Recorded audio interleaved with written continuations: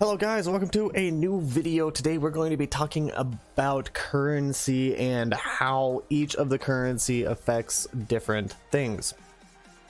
This is something that is very basic, but you kind of have to understand how this works to be able to go through the game and be able to progress. Especially if you're doing self-solo found, you need to know what these items do. That way you can, make your gear as strong as possible. Also, when you're inside the game, you need to know how they're traded and what they can be used for, so you can make your own items, right? So this is why this is really important. It's a little difficult sometimes, but if you just read what the tooltip actually says, it pretty much describes exactly what it does. Okay, so that's my overall arcing thing. If you don't know what it does, read what it does. They do a pretty good job of explaining what it does, how to use it, and like what it's for, right? But we're just gonna go over everything here. Okay, so we're gonna start over here on the top, and we're gonna go with Scroll of Wisdom. Okay, the Scroll of Wisdom identifies any type of unidentified item. So it'll say unidentified on it. You'll take a wisdom scroll and you put it on it, and it'll identify it and give you either a blue or a yellow, depending on what other color it already is. The portal scrolls obviously create a portal back to town, or if you're inside of a map, it will create a portal to that specific location inside of the map, which will then you can take to get back into your hideout. We have Blacksmith Whetstones, which improve the quality of a weapon. So if we find a weapon here, say we find this one looks good, we're going to take one of these out of here, and again you're going to right click it, hold down shift, and you click it, and you can see right up on the top there we are actually increasing the quality. What does the quality do? Well, it improves the main stats of the item. So in this case, it's increasing the physical damage. Okay, and you can go to a maximum of 20% with these black stones. Now, same thing with the armor stones. You can take these and you can put them on the boots, and that will go all the way up to 20%. Now, this one already has 20%, so we can't do it on that one. Now, Glassblower baubles. Those are made for flasks. These beauties. Okay, so anytime you're using like Glassblower baubles or Gemcutter prisms or chisels, this is really important. Okay, if it is a white item, it's going to give you 5% quality for each one you use. Magic items are 2, and unique and rare are 1. So you want to always do this on a white item if you can, before you do any of your other crafting on here. So if we take some of these, each one we do 5, 10, 15, 20. Okay, now if we were to go back and look at something that has something else on here, so this is a blue, we can put 1 on here and it gives us 2, 4, 6, 8, 10. All right, so we want to make sure that we always have a white item, and we'll get to how we do that in just a minute. Gemcutter's prisms. Gemcutter prisms are going to increase the quality of a jewel. So since we have this minion life here, right? So it's a 13% currently. We can take a Gemcutter prism and put it on here, and we can go to a maximum of 20%. Now if we hold Alt and we have the advanced modifications tab on here, you can see the additional effects from quality. It's going to tell you what the quality is going to give.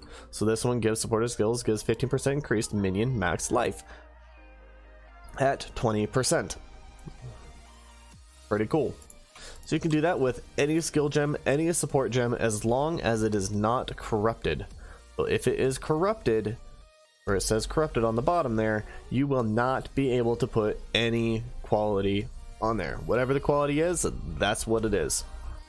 Now, Cartographer chisels are for maps. I don't recommend putting chisels on anything except for red maps. Do not put them on whites, don't put them on yellows. It's just a waste of money. So you can hold shift. Again, it's the same thing. If you do it on a white, you're going to get 5%. If you try to do it on a yellow, it's going to give you 1%. So always, always, always chisel your maps with 4 chisels on a white map as opposed to 20 chisels on a yellow map. So always get your maps white first, then you can roll them to what you want. Alright, that's the first top row. Next row, we have Orb of Transmutations. This upgrades a normal item to a magic item. So, if we take one of these, and we put it on our item here, boom, we now went from a white to a blue with 1 modifier on it. Cool. Now we have a Orb of Alteration. This reforges a magic item with new magic random modifiers, right? So it reforges. So the item already has to be magic, which is blue. When you put this on here, it's going to change those rolls. Okay, so now we have armor and evasion rating. And we can keep doing that until we get whatever we want, right? So the next one is an Orb of Annulment. An Orb of Annulment takes off a modifier. So let's, we'll come back to that one. We're gonna throw an Orb of Augmentation on here. An Orb of Augmentation is gonna add another modifier if there's not already one on here. So because we only have a suffix and not a prefix, and we know that we can have 1 suffix and 1 prefix on here, we can throw an Orb of Augmentation on top of here to give us our prefix and our suffix. That's Orb of Augmentation. So let's go back to Annulment. So an Annulment removes 1 of the modifiers, either a prefix or a suffix. Okay, so if we click this on here, it's going to remove 1 of them, and it removed the prefix, leaving just the suffix. This is really good if you're trying to target a specific prefix or a specific suffix, or you need to have 1 of them alone with no other modifiers on there. Or if you have something on a, you know, on your rare item which has, you know, 6 modifiers already on it, and you need to have an open prefix, you can throw in an Annulment on there, and you can hopefully roll off one of the ones that you want. Again, it is completely random. It will randomly pick 1 of the prefixes and suffixes to annul off. The next one is an Orb of Chance. So we are going to take this Orb of Chance, and we're going to put it on these boots. The Orb of Chance basically takes a normal item and can turn it into any rarity. That means it can even turn into a unique item. With this, you can also chance a Headhunter. I don't recommend it. It's over 5,000 at least. We can put this on here, and we got a magic item. Okay, the more you do it, the more you can get other items. You know, you can get rare items. They're always going to be the same base type of these boots. Alright, the next item. We're going to skip over Exalted Orbs, we'll come back to that. Regal Orbs. Regal Orbs are going to take a magic item and turn it into a rare item, adding 1 random prefix or suffix. Only 1. So when we did this, it added a suffix. We added item rarity. Okay. Alchemy Orb. Alchemy Orb takes a normal item. So like this map right here. Takes a normal item and turns it to a rare item. Boom. We now have a rare map with an Alchemy Orb. Chaos Orb. Chaos Orb is usually not recommended to do it this way. But you can take a Chaos Orb and you can re-roll a rare item to another rare prefix and suffix. It re-rolls all the prefixes and suffixes on a rare item. So it's a rare to a rare, right? Gives them all new random modifiers. I don't recommend doing this because this is the main currency of the game, as well as Exalted Orbs. Exalted and Chaos. Those are the 2 primary forms of trading currency in the game. So we can take a Chaos Orb, we can put it on top of our boots. We're going to get rid of all of those modifiers and put all new ones on there. And we got actually a not too bad roll for a 1 Chaos. Blessed Orbs. So what did Blessed Orbs do? Blessed Orbs change the implicit modifier. Well, what's an implicit modifier? Let's see if we can find an item that I can roll that has an implicit modifier on here. Here we go. This Amulet has an implicit modifier. So when you hold your Alt for the advanced modifications, you can see on the top it has implicit modifier attribute. It's usually the one that is between the 2 yellow bars, just below the required level and item level. It's going to say what the range is. So this can be between 10 and 16 up to all attributes. So if we take this blessed orb on here and we slam it on here, it's not going to change any of the prefixes or suffixes. It's only going to change the implicit modifier. So if you look, we're only changing the implicit. So we did 3 of them on here and we got max roll on here. So it's now 16. That's the blessed orb. These are all shards of the bigger ones. So these are all pieces of these. They need to be in stacks of 20, 20, 20, 20. So as soon as you get 20, they automatically upgrade to an annulment if you have 20 shards of annulment. Augmentations we already talked about, and exalted orbs are the same thing. So exalted orbs are going to take a rare item and randomly throw on another prefix or a suffix. I'm not going to do that because I don't want to waste it. But if we were to throw it on here, for instance, it would give us 1 more prefix because we already have 2 prefixes and 3 suffixes, which gives us 5. We can only have a max of 6, so it's going to throw on a prefix to give us our 3 prefixes and 3 suffixes. I don't want to do that because I don't recommend ever doing this unless you have a guaranteed craft. Same thing with the shards. Again, you need 20 of them to make 1 exalted orb. Regal shards, alchemy shards, and chaos shards are all the same thing. Now, a divine orb.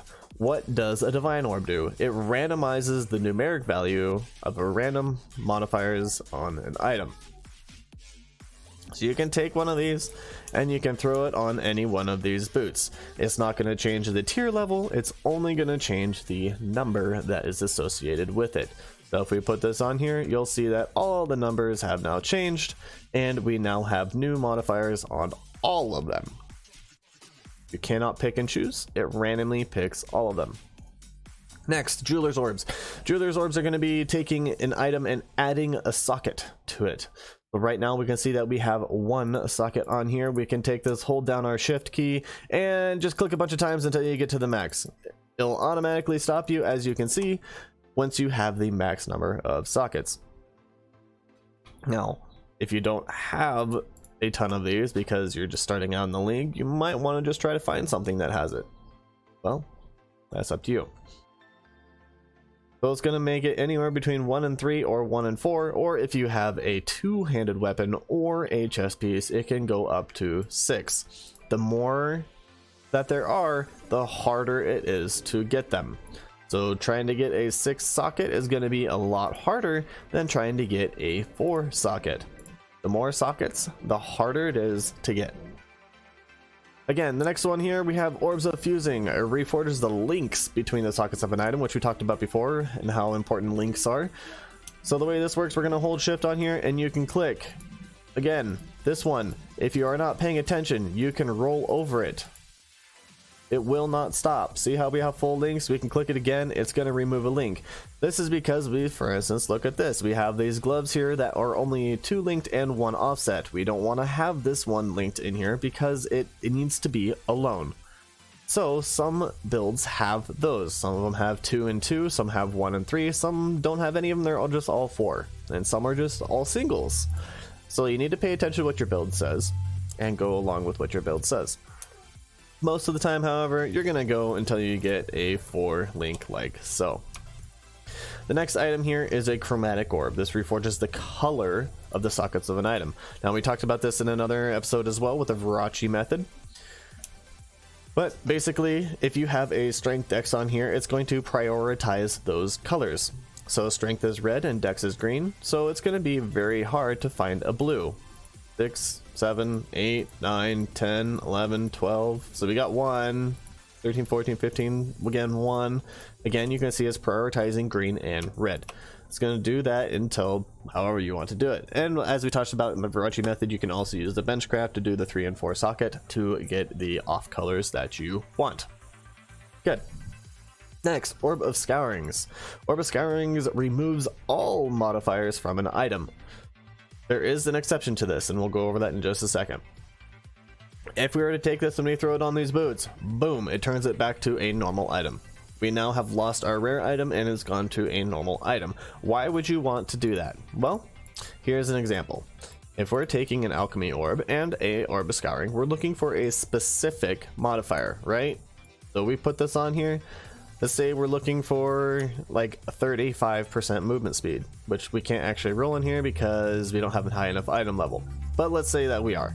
So you don't get it. Okay, so you scour. So you throw another one on there.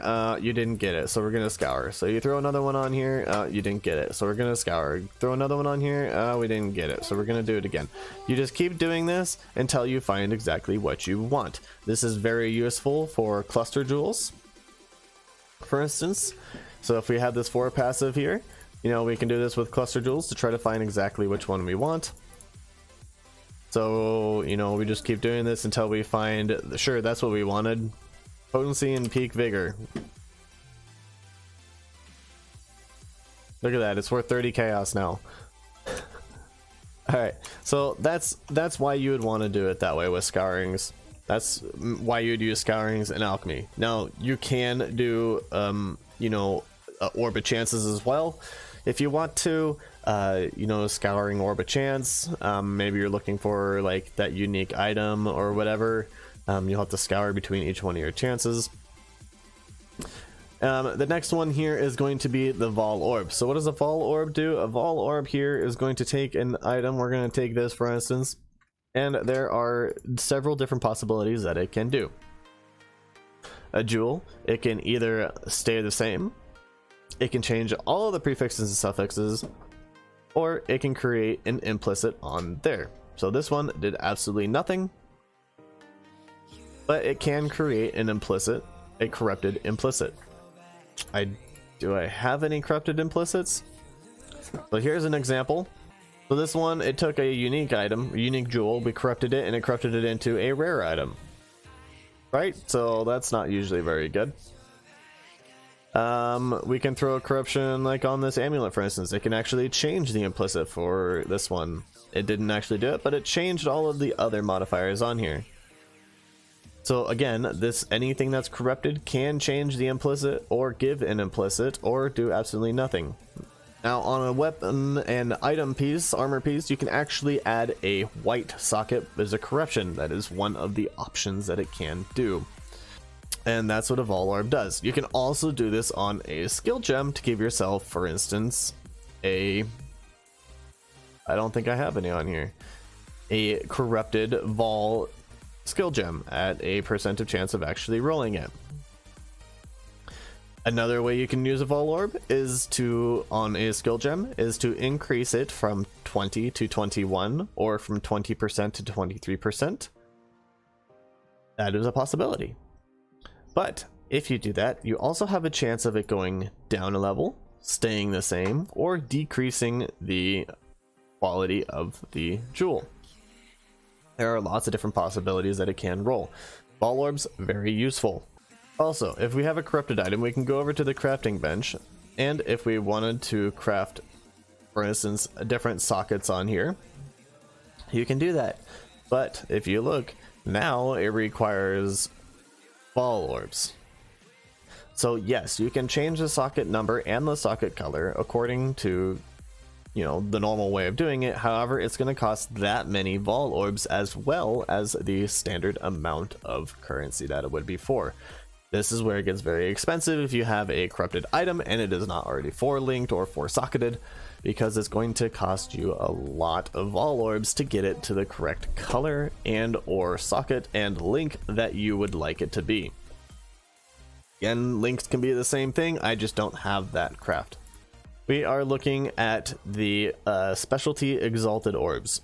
Alright, there's a Hunter, Redeemer, Crusader, and the Warlord.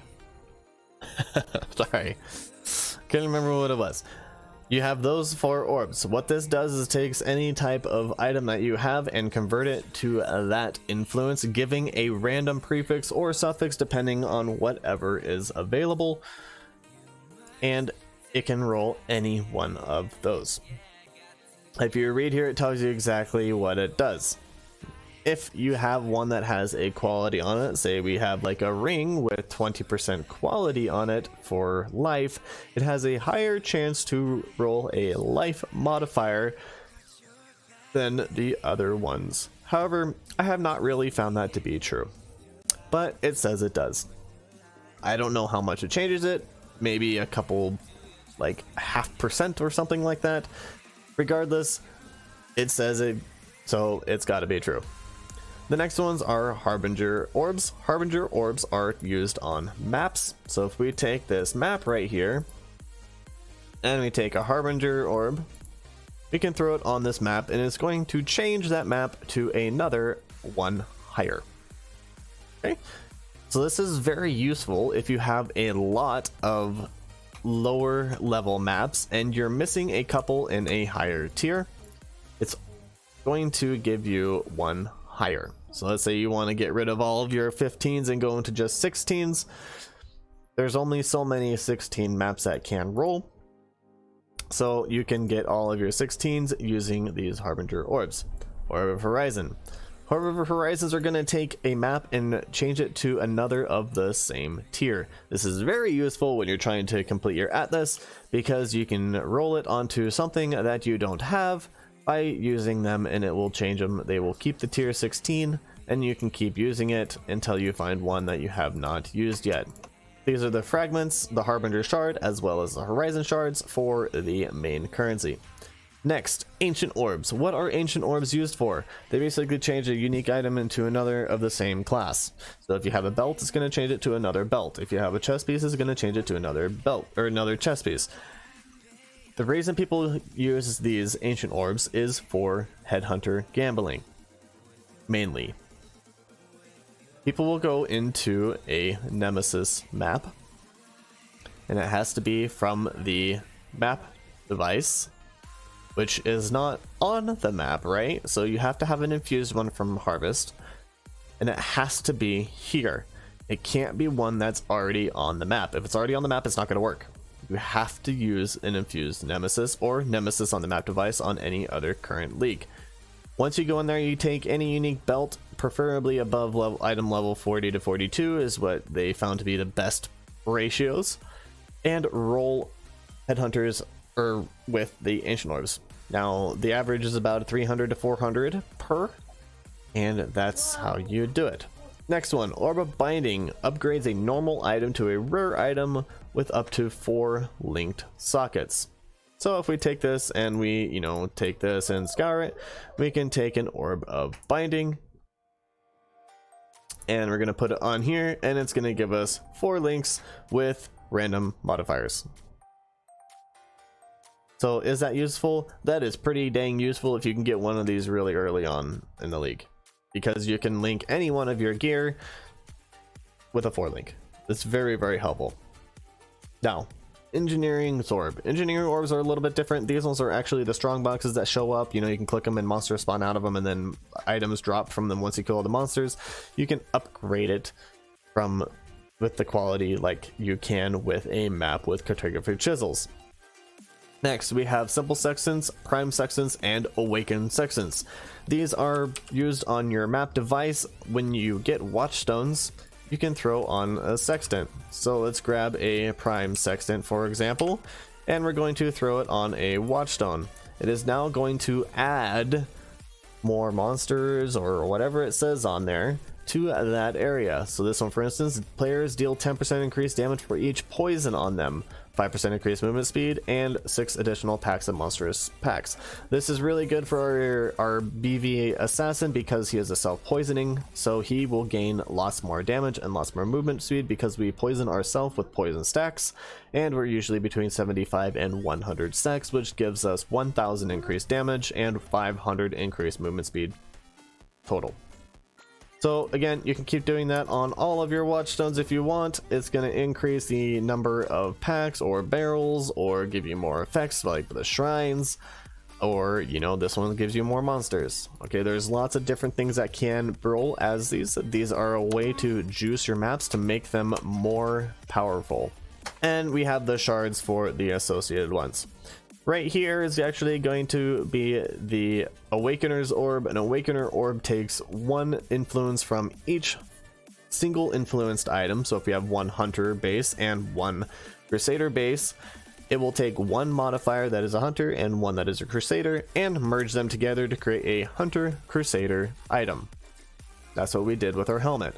So we had a Shaper and an Elder helmet, and we merge them together to get a Shaper Elder helmet. The next one is a Maven's Orb. A Maven's Orb is going to take a chest piece and upgrade one of the modifiers that are influenced to another modifier. It's going to give it an elevation.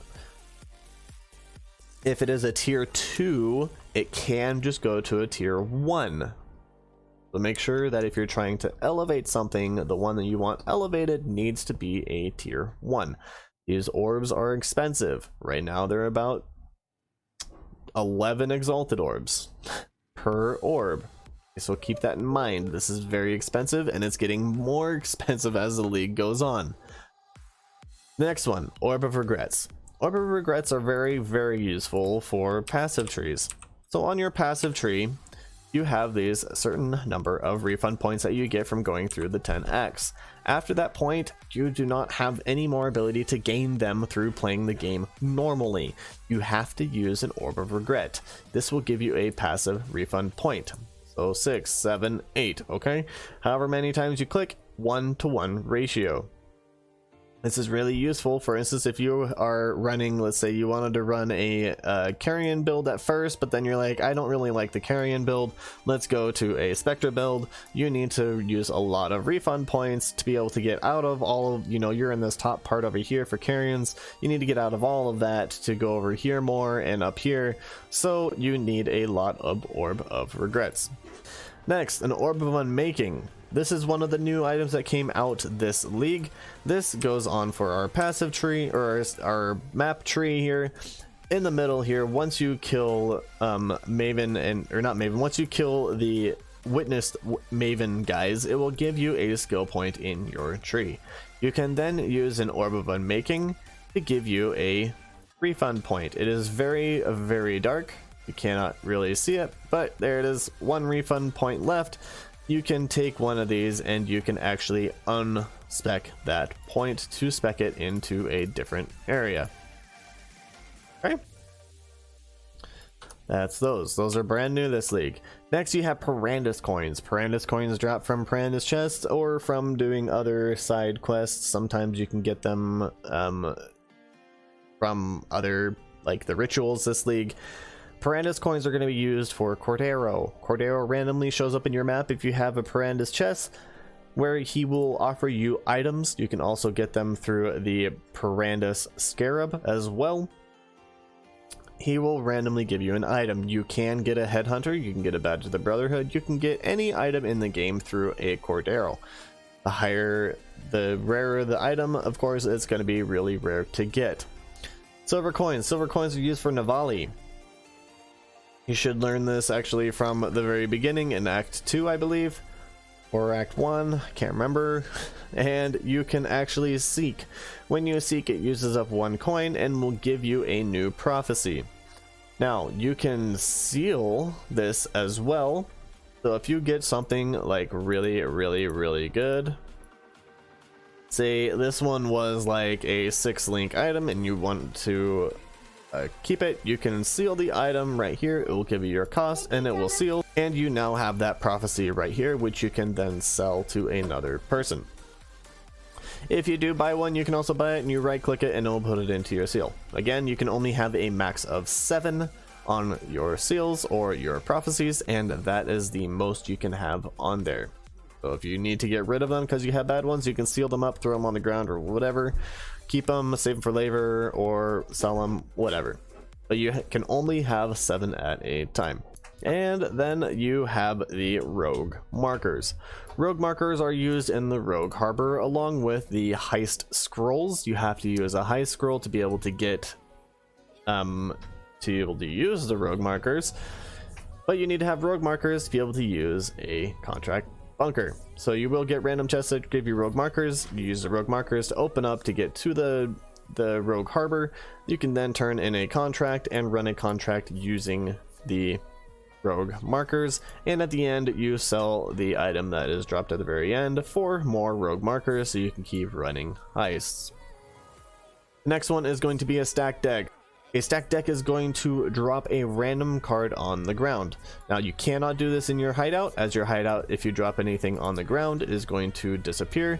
So my favorite place to actually go is to go to Tane's Laboratory, because it is an open square for you and can drop anything you want. Some people like to go to like burial chambers. Really, it doesn't matter where you are, you still have the same chance of rolling every single card. So you right click it and you drop it on the ground, and you keep doing that, and depending on what your loot filter is, sometimes you'll get good ones and sometimes you won't. So we got an Alluring Bounty, which is a 10x, so if we look at the price on that, that's going to be over 1 Exalted Orb. It's 1.4 to 1.5 Exalted Orb, which is really, really nice. Now your chances of getting something that's actually going to be worth it, usually not. Your chances are actually not very good at all. So do I recommend keeping them or selling them? That is up to you. If you want to, drop them on the ground so you can get the stack cards for you. Hopefully you can get something good, or you can sell them. I think right now they're selling for about 1 chaos a piece. And that's it for currency. There are lots of other ones as well. So you have scarabs, you have fragments, you have fossils, you have oils, you have essences. These are all worth selling, but they are not the primary currency type. But this is the primary one. Again, you can buy a currency tab, which I highly recommend, because each one of these are going to take up a big stack, right? So if I had 700 of these, it's going to take up more than just my inventory just for the Orb of Alchemies. I highly recommend getting a currency tab. It is one of the only tabs that I require, that should be required by every single player coming into the game. Yes, it does cost a little bit of money, but for a free game, a little bit of money towards the game makers helps the game progress and encourages them to continue putting out content every 3 months, which is what they do for a free game, is actually amazing. And as always, guys, thank you for joining me, and until next time, peace out.